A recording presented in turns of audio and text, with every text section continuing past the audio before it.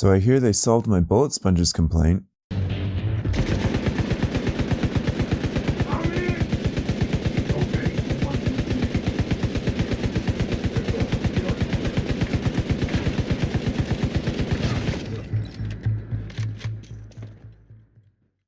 Where to begin with the Division 2? I blasted through the first Division a couple of days and got this one the day after it came out and was disappointed, but only kind of. In other ways, I was blown away. There's so much content here. I mean, they even added the ability to play with the loading screen. I guess the reasonable place to begin is at the beginning. You start off in some random shed creating your character to walk out and see an amazing graphical display, only to be attacked by a random group of hostiles who you have no idea who they are, who you're defending, or even where you are, and then you're teleported straight to the White House lawn. And that pretty much sums up the Division 2. It's a game that says, go here, shoot them, repeat. It's obvious that they put a little more effort into their dialogue and story, but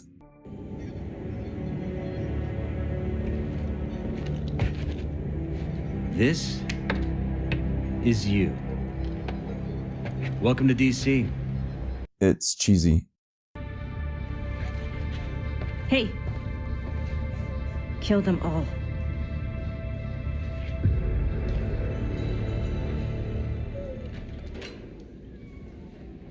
Really cheesy. Not only that, but the story is literally, we're taking back DC, go and shoot everyone who isn't with us. And they carry that through. So if the game doesn't rely on story, how's the gameplay?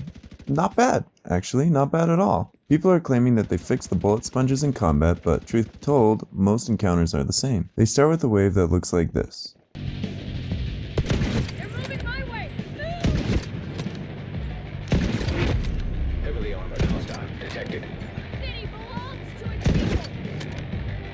Followed by a wave that looks like that, but with one harder enemy. And it's just very rinse and repeat. There's also multiplayer, which I was able to experience the first few weeks, and it's really cool because it will skill everyone to the overall level of the group. That way, everyone is on even terms. I don't think I've ever seen a game apply normalization like that. All in all, the gameplay didn't hold my attention. It was entertaining enough, but not the best thing I've ever played. That's just me though. I can't speak for looter shooter fanatics. I have a hunch that if you like Destiny or Borderlands, you'll love this. What kept me playing was DC itself. Remember when I said that the intro starts with graphics, then gameplay? Well yeah, the rest of the game carries through that trend as well, albeit better than other games. I was able to go around this game just looking at things, and I was thoroughly entertained. It really helps that the game is now set in DC during the summer, as hazy mornings, atmospheric rainstorms, and magnificent sunrises through vegetation now populate the world. I don't know, maybe it's just me, but the snowy landscape of New York was just less interesting. Not only are the graphics absolutely amazing, but the world created around the graphics, to a 1-to-1 scale, I might add, I actually tested this, is very detailed with lots of post-apocalyptic things added into it. When I say 1-to-1 scale, I mean 1-to-1 scale. There was one moment in particular where I came into Georgetown Circle and I said, hey, isn't there an Apple store a couple blocks from here? Walked a couple blocks, and lo and behold, I found it.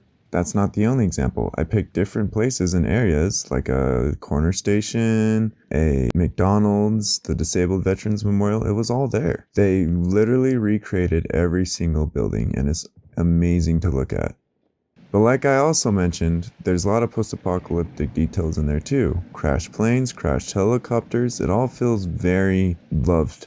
The world feels very loved here. I can't really think of another word to explain it. However, you can tell that the developers wanted the world to feel alive, and they used a couple of tricks that feel a little bit cheap to be. More particularly on the side missions. You can clear out an entire area, liberate it, 100% it, but hostile activities will still pop up in the middle of it. It's quite annoying, and it never made me feel like I was actually 100%ing something. It feels like a cheap trick to try and make the world feel more alive than just creating a world that's alive like The Witcher 3 or Red Dead Redemption 2. Also, pro tip, the side missions level with you, but the story ones do not. If you do the story missions as they come, you'll get gear suitable to your level. If you save the side missions for later levels, you'll get gear that suits you better then. I remember in the first Division I actually hated the Dark Zone. To me it just felt masochistic and useless. Populated by higher level enemies that contained higher level gear, sure, but it just didn't appeal to me at all. In this division, I loved it. The base division areas are kind of like the Children of Men, post-apocalyptic, but also very busy and populated. Meanwhile, the dark zones are more like the road. Pretty empty, not a lot happening, but specific landmarks have enemies, and sometimes contaminated loot needs to be evac'd. I honestly had more fun exploring the dark zones than I did the rest of the map.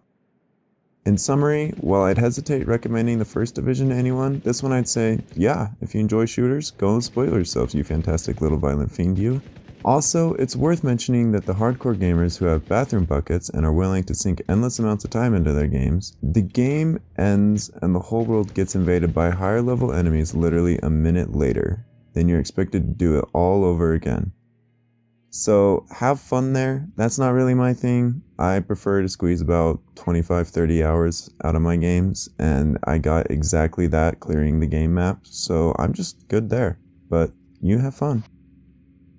And that concludes my review to The Division 2.